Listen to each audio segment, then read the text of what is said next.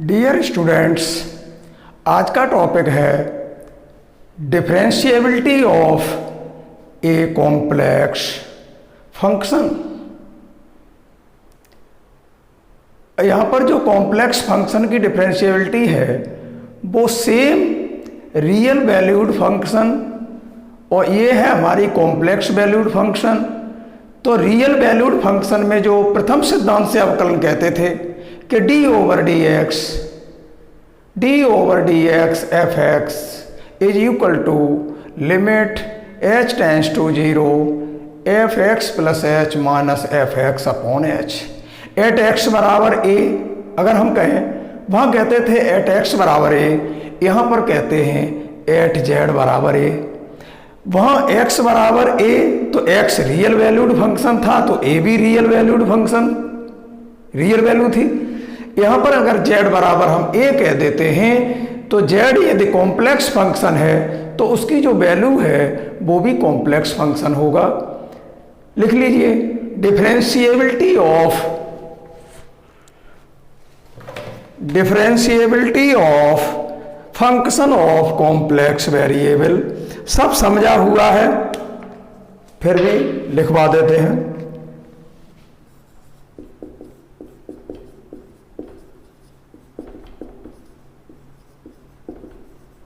Differentiability of function of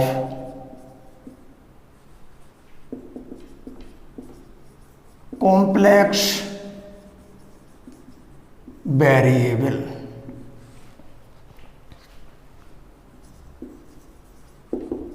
क्या है topic? Differentiability of function of complex variable. अच्छा, uniform continuity रह गई थी, उसमें आप नोट कर लेना क्या था। If f z is a function of complex variable z then f z is said to be uniformly continuous in a domain D if for given epsilon greater than 0 there correspond या there exist delta greater than 0 such that modulus of f z one minus f z two का modulus है वो less than epsilon होना चाहिए। कहने का मतलब जो कॉम्प्लेक्स फंक्शंस हैं f z one f z two, तो जो फंक्शनों के बीच की दूरी जो है वो एप्सिलॉन से छोटी होनी चाहिए और जिन पॉइंटों पर फंक्शन है z1 और z2 पर उन पॉइंटों के बीच की जो डिस्टेंस है वो लेस देन डेल्टा होनी चाहिए। इसे नोट कर लेना। आगे है differentiability of function of complex variable. लिख लीजिए इसमें थोड़ा सा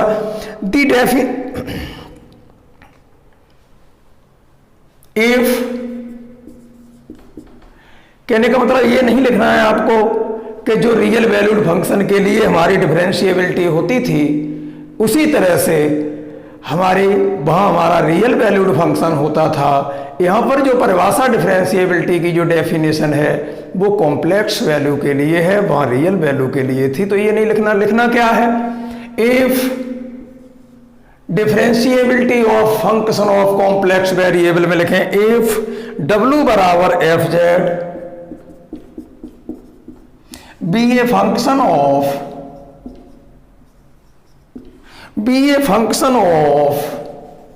complex variable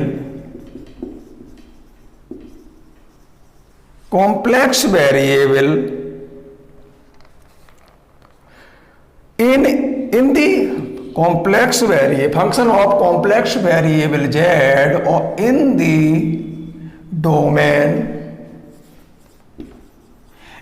the domain D, then fz is said to be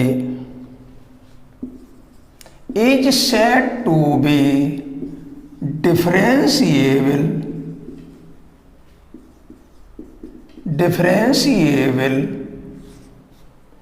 at the point z बराबर z0। यहाँ z बराबर z0 कॉम्प्लेक्स है, यहाँ फंक्शन कॉम्प्लेक्स है कॉम्प्लेक्स फंक्शन है, वहां एफ एक्स होता था तो यहां एट एक्स बराबर ए कहते थे। Differentiable at the point z is equal to z0 of D, ये पॉइंट कहां है, डोमेन रीजन, डोमेन डी में है, ऑफ डी इफ जो हम कहते थे एफ डैश जेड जीरो बनता है, जेड बराबर जेड जीरो कहें तो एफ डैश जीरो, और हो सकता है ए कोई कॉम्प्लेक्स नंबर हो तो हम जेड बराबर ए भी कह सकते हैं। ये मत कहिए कि जेड बराबर ए रियल है, नो, ए हमारा रियल भी हो सकता है फॉर रियल वैल्यूड फंक्शन के लिए, और जो एक्स बराबर ए कहेंगे तो रियल वैल्यूड फंक्शन पॉइंट हो गया, रियल वैल्यूड, और ये हमारा पॉइंट हो जाएगा इन कॉम्प्लेक्स प्लेन। अगर z बराबर a कहेंगे तो यहाँ a कॉम्प्लेक्स है, वहां a रियल था, तो f dash z zero is equal to limit z tends to z, limit z tends to z zero, और ये f z minus f z zero और upon z minus z zero exist uniquely.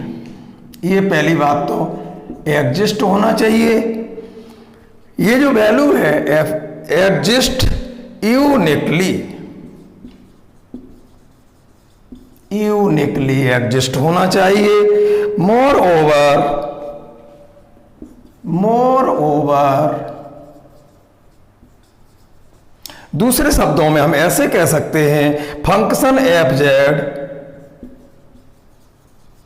function fz is said to be differentiable, is said to be differentiable at z बराबर a if and only if, I double f, if and only if f dash a is equal to limit h tends to zero, और यहां हो जाएगा f a plus h minus f a upon h. कैसे भी कह लीजिए, जो आपका ये लिखा है वो ही हमारा ये लिखा है। आप ये कहें कि ये कॉम्प्लेक्स है, ये रियल वैल्यू है, नो, क्योंकि जब डिफरेंशिएबल कह रहे हैं एट जेड बराबर ए पर, तो यहाँ जेड क्या है, कॉम्प्लेक्स वैल्यू, तो कॉम्प्लेक्स वैल्यू किसी कॉम्प्लेक्स के बराबर होती है। ये हमारा जेड बराबर ए जो है वो हमारा कॉम्प्लेक्स कांस्टेंट है, कांस्टेंट कॉम्प्लेक्स है। आगे लिखें, अब आपका है एनालिटिक फंक्शन। तो हमारा क्या था, इफ w बराबर f z be a function of complex variable z in the domain D, then f z, ये हमारा कोई रीजन है डोमेन, उसी का पॉइंट जेड बराबर ए होना चाहिए, कोई अदर एलिमेंट नहीं, z D, then f z is said to be differentiable at the point z बराबर जेड जीरो ऑफ, जेड बराबर जेड जीरो पॉइंट लिया आपको किसका है, डोमेन का, z zero of D if f dash z zero is equal to limit z tends to z zero और f z minus f z zero upon z minus z zero करके लिखें। और अथवा more over function f z is said to be differentiable at z बराबर a पे कहें, वो Z बराबर जेड जीरो पर कहा था, वहां जेड जीरो कॉम्प्लेक्स नंबर थी, यहां पर ए कॉम्प्लेक्स नंबर है, तो हम लिख देंगे F dash A, F dash A F Z का किया है डिफरेंशिएशन, वो हो गया एफ डैश जेड, और चूंकि जेड टेंस टू ए पर है इसलिए f dash a is equal to limit h tends to zero f a plus h minus f a upon h. अब आपका है वो जो चैप्टर जिस नाम से था एनालिटिक फंक्शन, उसकी परिभाषा आ रही है। तो मैं पहले तो आपको मौखिक बता दूं कि एनालिटिक फंक्शन होता क्या है। चाहे तो इसे पॉइंटों के रूप में लिख सकते हैं। अगर कोई फंक्शन w बराबर एफ जेड और बराबर u प्लस आई वी, अगर हमारा एनालिटिक है, भाषा अलग से लिखवा दूंगा फिर, अगर एनालिटिक फंक्शन है तो क्या है, ये जो एफ जेड है वो सिंगल वैल्यूड फंक्शन होना चाहिए, नंबर एक, सिंगल वैल्यूड फंक्शन होना चाहिए, मल्टीपल वैल्यूड फंक्शन नहीं, सिंगल वैल्यूड फंक्शन होना चाहिए, और ये हमारा डिफरेंशिएबल होना चाहिए। और डिफरेंशिएबल किस में होना चाहिए, कोई हमारा डोमेन है डी, रीजन है डी, और उसमें जो इनफाइनाइट पॉइंट्स होंगे उन सभी बिंदुओं पर अगर हमारा डिफरेंशिएबल हो जाता है तो हम कहेंगे कि गिवन फंक्शन एफ जेड बराबर डब्ल्यू बराबर एफ जेड बराबर u plus i v is analytic. एक बात मैं इसमें और कहना चाहता हूं कि हो सकता है एफ जेड हमारा किसी बिंदु पर एनालिटिक हो, बना लीजिए, इधर को जब भाषा लिखाऊंगा तब काम करेगा। ये पॉइंट है हमारा कोई जेड जीरो, किसी पॉइंट पर एनालिटिक होना और किसी डोमेन में एनालिटिक होना, ये दो भिन्न भिन्न परिस्थितियां हैं। जब हम किसी पॉइंट पर एनालिटिक हम तभी कह सकते हैं कि कोई भी फंक्शन w बराबर एफ जेड बराबर u plus i V Z बराबर जेड जीरो पर एनालिटिक है, जेड बराबर जेड जीरो पर ओनली। अगर वो कहते हैं किसी पॉइंट पर एनालिटिक है तो अलग बात हो जाएगी, और अगर वो कहते हैं किसी डोमेन में डोमेन एलिमेंटों पर एनालिटिक है तो वो बात अलग हो जाएगी। समझिए, किसी पॉइंट z बराबर z0 पर हम एनालिटिक तभी कह सकते हैं जब इसके नेबरहुड पॉइंटों पर भी एनालिटिक हो। ज्यादा अगर नेबरहुड पॉइंट ज्यादा पॉइंटों पर नेबरहुड न लें, अधिक न लें, तो कम से कम z बराबर z0 पर हम तब कहते हैं, z बराबर z0 पर एनालिटिक हम तभी कहेंगे जब उस z0 का जो नबरिंग पॉइंट होंगे, नेबरहुड पॉइंट होंगे, उन नेबरहुड पॉइंटों पर जब फंक्शन एनालिटिक होता है, then we can say given function w बराबर एफ जेड बराबर u plus i v is analytic function where u and v are function of x y और denoted as u x y and v x y। आप कह रहे होंगे कि Cauchy Raman की बात नहीं हो रही, वो बहुत बाद की बात है।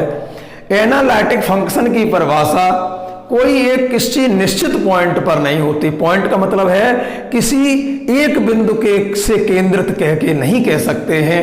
एनालिटिक की जो परिभाषा है वो भिन्न भिन्न प्रकार से होती है। जैसे पहली क्या हो गई कि if any function f z डब्ल्यू बराबर एफ जेड बराबर यू प्लस आई वी जो हमारा single valued function and differentiable होना चाहिए, इज डिफरेंशिएबल, या ऐसे कहिए एफ जेड डब्ल्यू बराबर एफ जेड बराबर u plus i v is a single valued function and differentiable in a domain D, in a domain D, then the function fz is said to be analytic। Single valued होना चाहिए और differentiable होना चाहिए उसी domain के किसी भी बिंदु पॉइंट पर। ऐसे भी हो गई। दूसरी बात, अभी हम थोड़ा अंतर बता रहे थे कि किसी पॉइंट पर कहें कि एनालिटिक है तब क्या मतलब होता है, और अगर कोई हमारा रीजन है या डोमेन है उस डोमेन पे एनालिटिक हो तो कैसे किया जाता है, इस पे चर्चा चल रही थी। फिर हम सेकंड डेफिनेशन बताएंगे कौची रामन वाली। तो हमारी बात चल रही थी कि हमारा क्या था, W बराबर एफ जेड, W बराबर इफ W बराबर एफ जेड बराबर u plus i v is single valued function and differentiable in a domain D, then the given function fz is said to be analytic। ये analytic जो दो प्रकार से हो सकता है, या तो कहें z बराबर z0 पर कोई सिंगल पॉइंट पर, और हो सकता है कि ये डोमेन D पर हो। तो सिंगल पॉइंट z बराबर z0 पर अगर हमारा एनालिटिक कहने जा रहे हैं तो z बराबर z0 पर हम एनालिटिक तब कह सकते हैं, z0 पर चेक नहीं करेंगे, z बराबर z0 पर तो एनालिटिक कहेंगे, लेकिन जो z0 के नबरिंग पॉइंट होंगे, जो हमारे नेबरहुड पॉइंट जो होंगे, उन पर एनालिटिक हो। अगर नेबरहुड पॉइंटों पर एनालिटिक हो तो ये नेबरहुड किसका है पॉइंट का, तो वो उस पॉइंट पर एनालिटिक कहलाता है। एक बात। दूसरी बात क्या है कि कोई भी फंक्शन एफ जेड पॉइंट पर कहें तो ये इस तरीके से होना चाहिए, और वही फंक्शन w बराबर एफ जेड किसी डोमेन डी में एनालिटिक, डोमेन डी के एलिमेंटों पर एनालिटिक कहें, या कोई पॉइंट डोमेन को बिलोंग करे, तो डोमेन में तो इनफाइनाइट पॉइंट होंगे, इनफाइनाइट पॉइंट होंगे। तो कहने का मतलब ये हुआ, इन सभी बिंदुओं पर अगर फंक्शन एनालिटिक है तो डोमेन पर एनालिटिक कहा जाएगा, किसी डोमेन में एनालिटिक है, और डोमेन में एनालिटिक है तो किसी भी बिंदु पर एनालिटिक चेक करेंगे, z बराबर z0, z बराबर z1, z बराबर z2, जो z के मान हैं, और एंड सो ऑन। जो z पॉइंट है तो उन पॉइंटों पर ही चेक करते हैं, जब डोमेन हो तो पॉइंटों पर चेक करते हैं, और जब डोमेन की बजाय किसी पॉइंट पर पूछा जाए क्या एनालिटिक है तो फिर उस पॉइंट पर, यहाँ पॉइंटों पर एनालिटिक चेक करते हैं, और जब पॉइंट पर पूछा जाए तो उसके एनबीडी नेबरहुड पॉइंटों पर चेक करते हैं। तो एक ये बहुत बढ़िया बात है, इस पर जरा ध्यान दें कि किसी डोमेन के एलिमेंटों पर अगर एनालिटिक कहना है, डोमेन के एलिमेंटों पर, तो खुद एलिमेंट वैल्यू जो होती है उन्हीं पे चेक किया जाता है, और डोमेन के बजाय किसी सिंगल पॉइंट पर यहाँ पर हम कहें कि एनालिटिक है तो फिर यहाँ तो देखो पॉइंटों पर एनालिटिक चेक करते हैं, और यहाँ पॉइंट पर जब पूछा जाए, डोमेन में पूछा जाए तो पॉइंटों पर, और पॉइंट में पूछा जाए तो उसके नेबरहुड पॉइंट पर, कम से कम एक पॉइंट पर तो चेक कर ही लो। वैसे तो ये है कि जितने नेबरहुड पॉइंट हैं उन पे सब पे कर सकते हैं, लेकिन कम से कम एक पे कर लेना चाहिए। दूसरे शब्दों में जो परिभाषा है, जो हम और आप जितने भी क्वेश्चन और एग्जाम्पल होंगे, मोस्टली एनालिटिक फंक्शन को चेक करने का मोस्टली तरीका जो है क्वेश्चन के हिसाब से, एक तो ये हो गया थ्योरेटिकल हो गया, ये क्वेश्चनों पे लागू नहीं होगा। लेकिन क्वेश्चनों पे लागू क्या होता है कि कोई भी फंक्शन w बराबर एफ जेड बराबर u प्लस आई बी एनालिटिक फंक्शन कहलाएगा।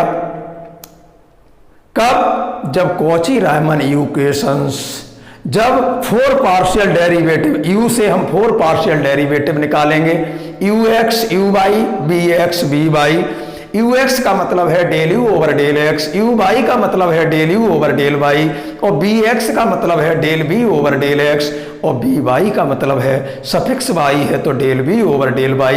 ये जो हमारे 4 पार्शियल डेरिवेटिव मिलेंगे दो फंक्शन u और v के द्वारा, क्योंकि u और v जो फंक्शन है वो x y के फलन है, तो u का एक पार्शियल अवकलन होगा x के सापेक्ष, u सफिक्स x या del u over del x कहिए, उसी u का y के सापेक्ष करेंगे तो वो u y कहलाएगा, या del u over del y। इसी तरह से b का x के सापेक्ष करेंगे तो वो डेल v bx कहिए suffix x, b suffix x या del v over del x, और b सफिक्स y का मतलब del v over del y। ये जो 4 पार्शियल डेरिवेटिव जो हमें प्राप्त होंगे डिफरेंशिएशन, तो ये 4 पार्शियल डेरिवेटिव से कॉची रायमन इक्वेशन बनती है। तो वो कॉची रायमन इक्वेशन होती क्या है कि u सफिक्स x बराबर b सफिक्स y। इसी को इम्प्लाई दैट में लिखें तो ऐसे लिख सकते हैं, del u over del x is equal to क्या है, u suffix x del u ux बराबर b y का imply that del u over del x is equal to del b over del y। ये अर्थ था। ये हमारी first दो Cauchy Riemann equation होती हैं, तो एक तो ये हो गई और दूसरी हो गई u suffix y is equal to minus के b सफिक्स x। इसका अर्थ क्या हुआ? ये अर्थ हुआ इसका u सफिक्स y का मतलब del u over del y is equal to minus del b over del x। देखिए, एक तो परिभाषा हो गई पॉइंट पर और डोमेन पर, दूसरी परिभाषा हो गई एनालिटिक की कि ये कॉची रायमन इक्वेशन यदि सेटिस्फाइड हो जाती हैं ये दोनों, then we can say given function f z is analytic. ये दो परिभाषा हो गई। अभी जब हम आगे चलते जाएंगे तो हार्मोनिक के ऊपर भी परिभाषा बनेगी, ठीक है। हार्मोनिक कंजुगेट हार्मोनिक पढ़ाएंगे तो हार्मोनिक के ऊपर भी एनालिटिक की परिभाषा बनती है। और एक बात बताऊं कि एनालिटिक फंक्शन वो फंक्शन होता है जिसके पॉइंट रेगुलर हो, और अगर रेगुलर पॉइंट नहीं है, सिंगुलर पॉइंट अगर हैं तो वो नॉट एनालिटिक कहा जाएगा। ये भी परिभाषा से ही संबंधित है। तो मेन चीज है जो अपने क्वेश्चन एंड एग्जाम्पल, क्वेश्चन और एग्जाम्पल कि कोई भी फंक्शन एफ जेड बराबर यू प्लस आई कैजुअल आई भी एनालिटिक है, तो मोस्टली क्वेश्चन हमारे इससे सॉल्व किए जाएंगे। तो लिख लीजिए इसके बारे में। ये तो हमने परिभाषा अभी लिखाई भी थी कि नहीं लिखाई। तो चलिए, अभी तो हम समझा रहे थे कि किसी पॉइंट पर एनालिटिक कहें तो फिर पॉइंट पर तो चेक किया जाता है कि एनालिटिक जेड बराबर जेड जीरो पर है कि नहीं। तो जेड बराबर जेड जीरो पॉइंट पर एनालिटिक तब कहेंगे जब उसके नेबरहुड पॉइंट पर चेक करते हैं, और जब डोमेन की बात करें तो इन पॉइंटों के नेबरहुड पॉइंटों पर चेक न करके फिर डायरेक्ट पॉइंटों पर ही चेक करते हैं। एक तो ये तरीका हो गया, और दूसरा ये अभी लिखाई थी कॉची रायमन इक्वेशन, ये सेटिस्फाइड यदि हो जाती है किसी फंक्शन एफ जेड पर, तो हम कह सकते हैं कि वो फंक्शन एफ जेड हमारा एनालिटिक है। तो अब जब समझ चुके हैं तो थोड़ा लिख लीजिए इसके ऊपर, एनालिटिक फंक्शन। क्यों? अभी जो हमने चाहे कितना भी बोला हो वो याद तो रहेगा नहीं। Analytic function, a function which is, a सावधानी से लिखें, बहुत इंपॉर्टेंट है। A function in which, a function in which the single valued, किसी फंक्शन में क्या हो, in which the single valued, a function in which, गलत हो गया, सॉरी, ए फंक्शन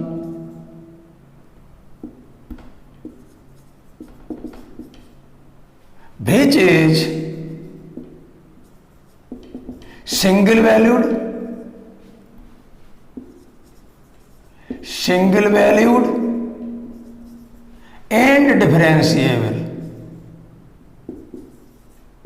कैसा फंक्शन होना चाहिए?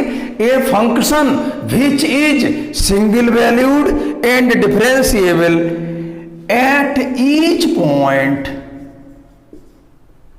At each point, points, at each point,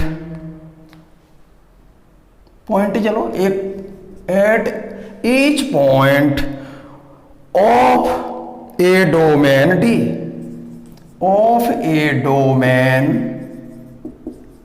D. क्या हुआ? ए function which is single valued होना चाहिए एंड डिफरेंशिएबल होना चाहिए एट ईच पॉइंट्स, सही बात है, एट ईच पॉइंट्स, प्रत्येक बिंदु पर, at each points of a domain D. इसलिए भाषा गलत हो रही थी। D is said to B,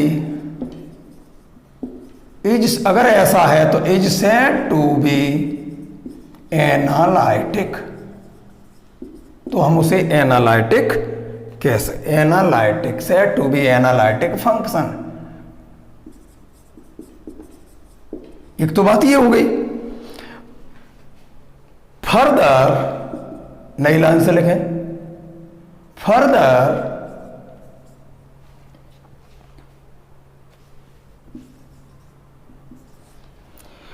we shall prove that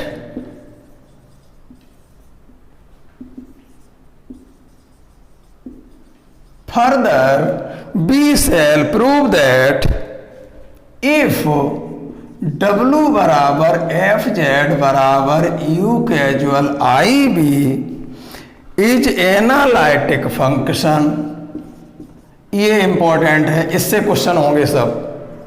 is analytic function, analytic function the four partial derivatives, the four partial derivatives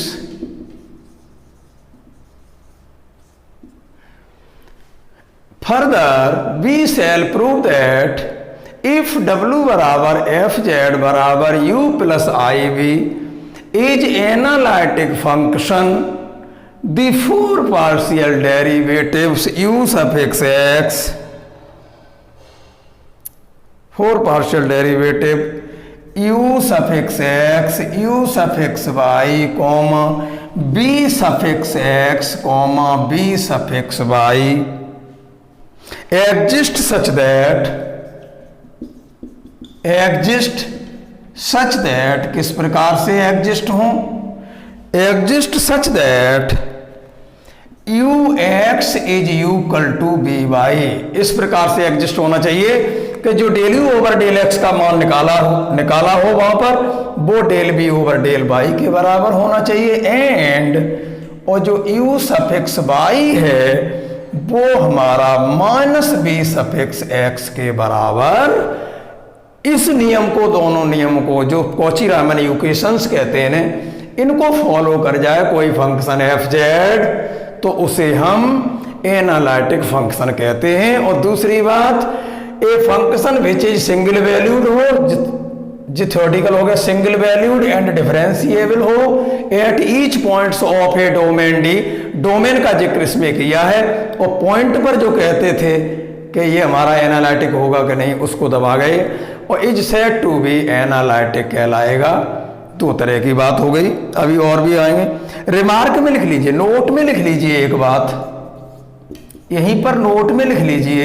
आप कह रहे होंगे कि अगर ये हमारी कंडीशन लागू नहीं हुई तो क्या करेंगे, तो लिखिए if a function f z is not an, अगर ये हमारी लागू नहीं होंगी, लागू हो गई कॉची-रामन इक्वेशन तो फंक्शन एनालिटिक फंक्शन हो गया, एफ जेड एनालिटिक फंक्शन हो गया। और अगर ये नहीं लागू होंगी तो हमारा नॉट एनालिटिक, तो उसी के लिए लिखा रहा हूं, लिख लीजिए if a function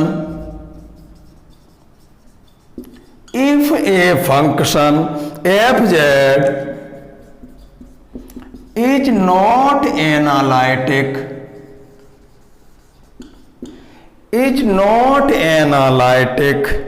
at the point z बराबर जेड जीरो से, मैंने कह लिया है एट दी पॉइंट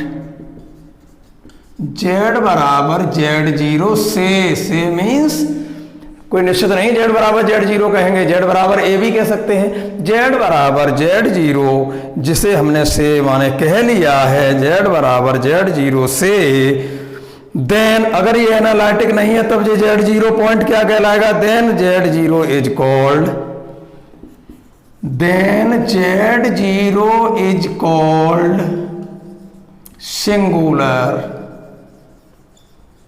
पॉइंट। अगर एनालिटिक है तो रेगुलर पॉइंट होता है, अगर किसी बिंदु पर एनालिटिक फंक्शन है तो रेगुलर पॉइंट कहलाता है वो, और अगर एनालिटिक नहीं है एफ जेड तो वो सिंगुलर पॉइंट कहलाता है। यही Z0 सिंगुलर हो जाएगा अगर एनालिटिक नहीं है फंक्शन तो, और यही एनालिटिक यदि हो जाता है तो यही रेगुलर पॉइंट कहलाएगा। Z0 सिंगुलर पॉइंट कहलाता है तब of FZ, singular point of FZ। Short में क्वेश्चन पूछ लेते हैं, सिंगुलर पॉइंट क्या है और रेगुलर पॉइंट क्या है। तो सिंगुलर पॉइंट वो होते हैं जिस पॉइंट पर हमारा FZ एनालिटिक नहीं हो सकता, और रेगुलर पॉइंट अगर होगा तो उस पर एनालिटिक फंक्शन एनालिटिक होता है। ये हमारी एनालिटिक की परिभाषा हो चुकी है।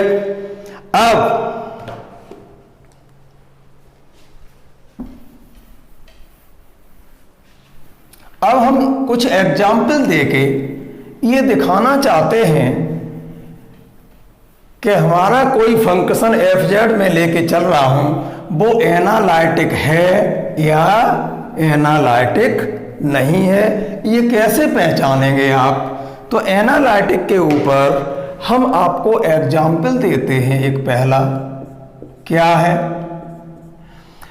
लेट FZ कोई फंक्शन है हमारा Z²। FZ हमारा कोई फंक्शन है Z²। अब हमें ये देखना है ये फंक्शन हमारा एनालिटिक फंक्शन है या नॉट एनालिटिक। तो आप क्या करेंगे कि FZ बराबर इसका वर्ग Z की वैल्यू लगा दें तो हो गया x कैजुअल I y का वर्ग। ये FZ बराबर होता है u कैजुअल I v के। तो ये अब हमारा इधर हो जाएगा x² प्लस के I² y² प्लस का 2ixy। यही हुआ, इसका स्क्वायर खोलें तो x² y², ये हो गया इतना। अब हमारा I² ने माइनस कर दिया। हम ये चेक कर रहे हैं क्या ये FZ फंक्शन एनालिटिक है कि नॉट एनालिटिक। तो u कैजुअल I v is equal to x² y² ने माइनस कर दिया तो y² और प्लस I कैजुअल I और 2xy। FZ को जो मैंने u प्लस I v लिख लिया तो on comparing we gate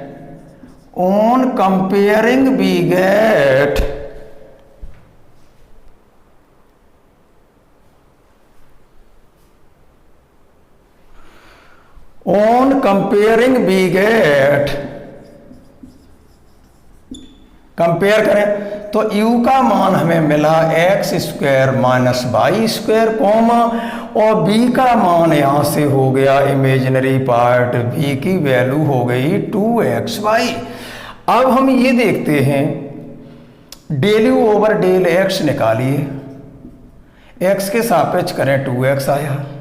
del u over del y निकालें, y के सापेक्ष करें -2y आया।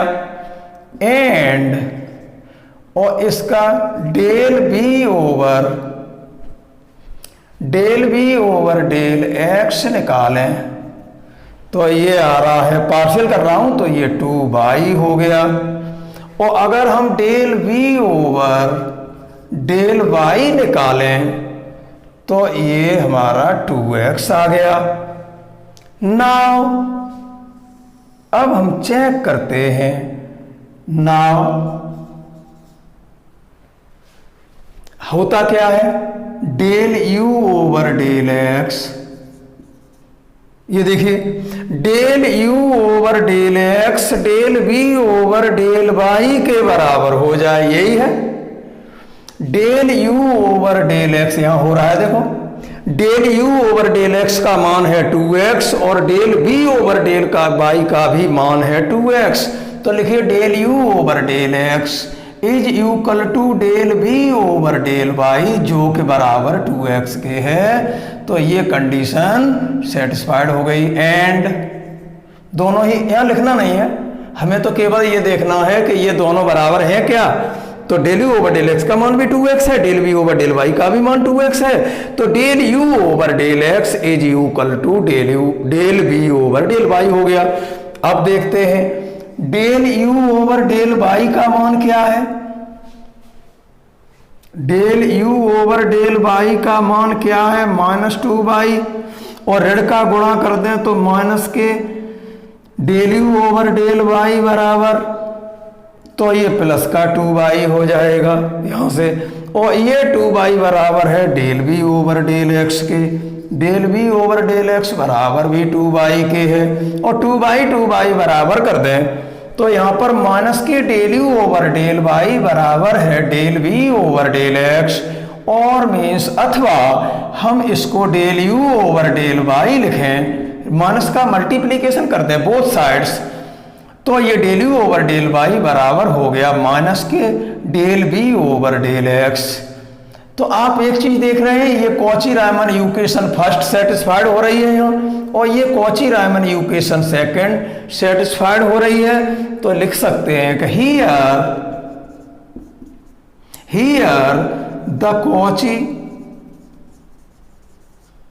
The Cauchy's Riemann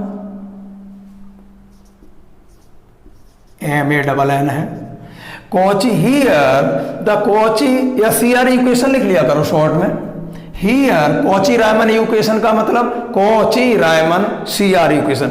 here the CR equations क्यों कह रहे हैं, क्योंकि दो होती हैं। Here CR equations are satisfied, नई लाइन से लिखें, therefore the given function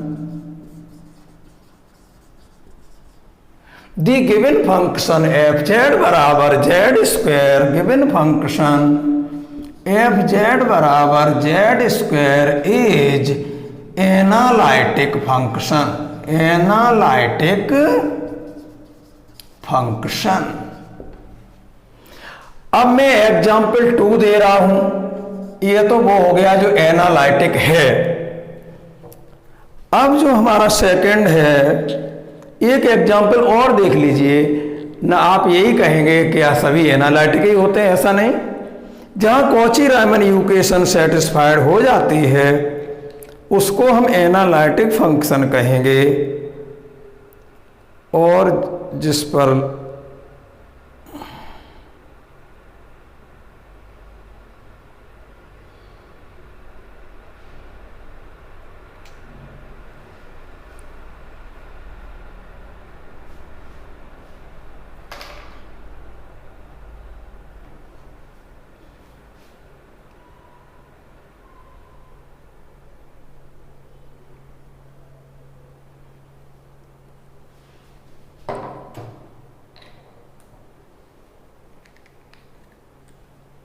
example 2,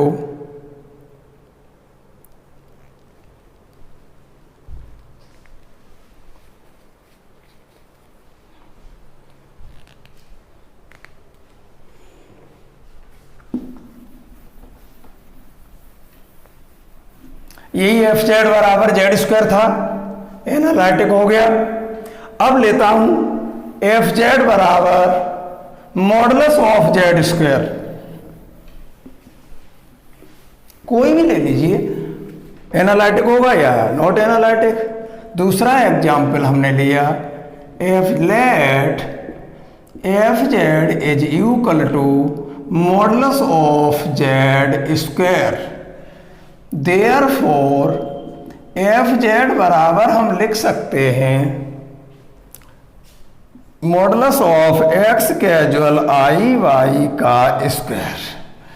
तो fz बराबर x प्लस आई वाई का जो मॉडुलस होता है वो होता है रूट के अंदर x square plus y square, और स्क्वायर ये लगा है, तो यहाँ से fz का मान हो गया, इस रूट से वर्ग खत्म हो गया, तो ये आ गया x square plus y square. और चूंकि इसमें इमेजिनरी पार्ट है नहीं तो हम लिख सकते हैं x square plus y square casual i into 0।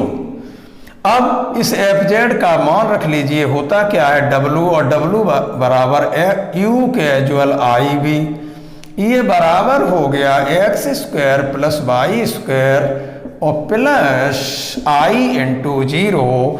On comparing we get on comparing we get, compare कर दें तो यहाँ से u का मान हो गया x square plus y square comma और b का मान हो गया 0। यहाँ से del u over del x निकालें वो आया 2x और del u over del y निकालें वो आया 2y एंड और यहाँ से del b over del x निकालें वो भी 0 और del b over del y निकालें वो भी 0। तो हियर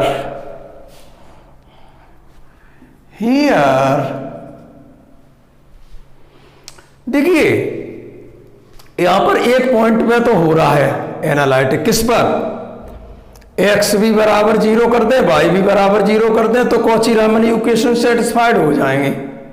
किस पर? x बराबर 0 और y बराबर 0 पर केवल हो रहा है, उसके अलावा किसी पे नहीं हो रहा है, तो इसे नॉट एनालिटिक कहेंगे। क्यों?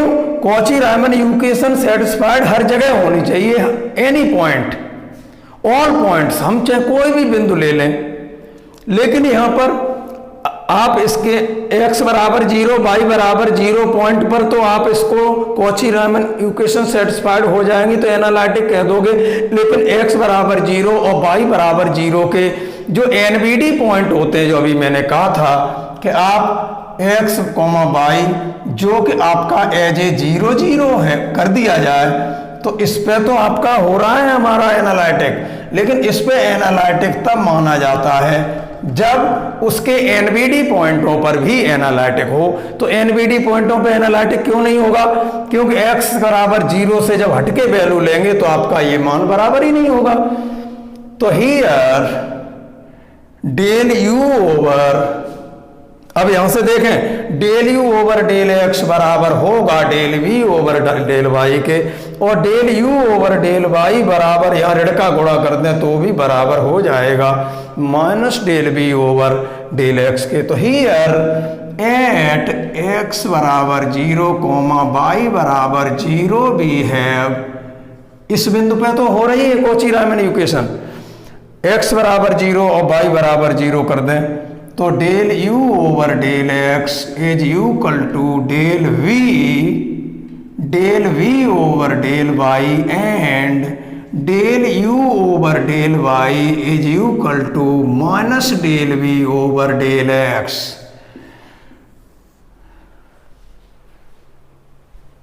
Therefore at 0 0 the given function fz is equal to modulus of z square is analytic function। किस पर हुआ? बट 0 0 पर तो एनालिटिक है, और 0 0 पर यदि एनालिटिक है तो उसके एनबीडी पॉइंटों पर भी एनबीडी यूं लगाइए, इसके जो नेबरहुड पॉइंटों पर भी एनालिटिक हो तो ही एनालिटिक कह सकते हैं। ये था इसमें पेच। तो एट 0 0 पर, 0 0 पर बताऊं क्यों, यहां भी 0 हो जाएगा, यहां भी 0 हो जाएगा। अब del u over del y, del u over del x बराबर del B over del y के हो गया, और जो del u over del x y है बराबर, इसमें ऋण का गुणा भी कर दे तो भी minus del B over del x के भी हो गया। लेकिन वो 0 0 पर तो एनालिटिक फंक्शन है। But NBD point of, short में लिख दिया मैंने neighbourhood, but at NBD point of 0 0,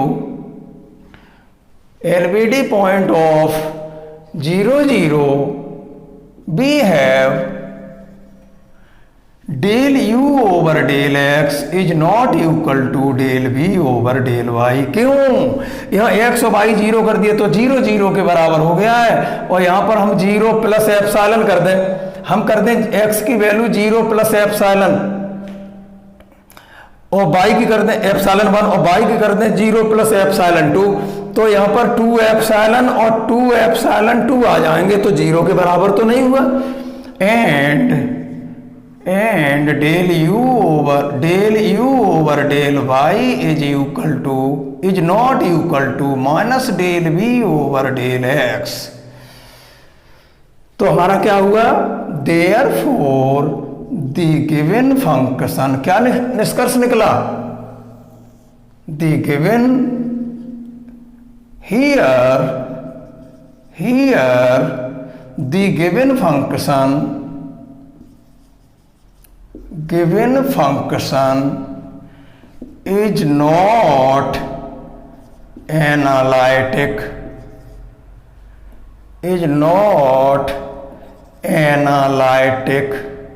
function at NBD point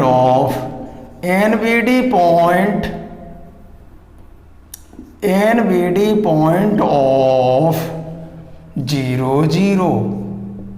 Hence अतः the function fz बराबर modulus of z square is not analytic. क्यों, इस पॉइंट पर एनालिटिक हो गया तो उसके नेबरहुड पॉइंटों पर भी एनालिटिक होना चाहिए। तो इस पॉइंट पर तो एनालिटिक हो गया, x बराबर 0 y बराबर 0 हमने आर्बिट्रेरी ले लिए हैं, और इससे हटके अगर कोई पॉइंट लेते हैं तो इसके नेबरहुड पॉइंटों पर बराबर नहीं होगा। Hence the function fz is equal to modulus of z square is not analytic. लगता है आपकी कुछ थोड़ा बहुत समझ में आया होगा, रहा बचा जो है वो कल समझ में आएगा। कुल मिला के ये सीख गए कि फंक्शन कब एनालिटिक होता है कब नहीं। वैसे तो ढेर सारी परिभाषाएं हैं एनालिटिक फंक्शन की, लेकिन अपने क्वेश्चन या एग्जाम्पल के हिसाब से मोस्टली जिससे हमारे सॉल्व होते हैं वो हमारा एक ही चीज है, Cauchy Riemann equations are satisfied, then we can say given function fz is analytic, otherwise not। ठीक है।